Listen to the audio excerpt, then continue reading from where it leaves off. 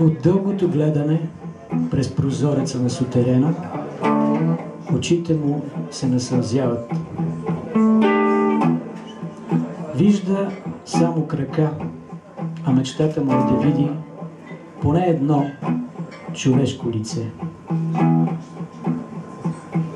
Но знае, това ще стане само ако някой падне.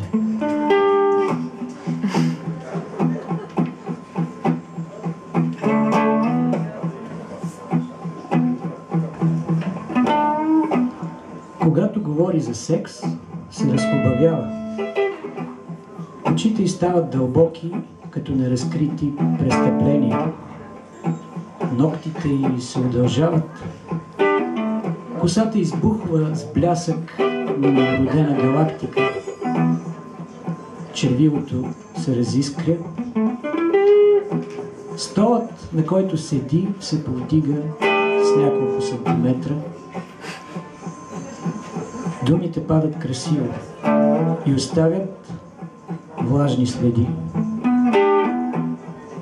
Когато говори за любов, а тя рядко го прави, всичко се нормализира.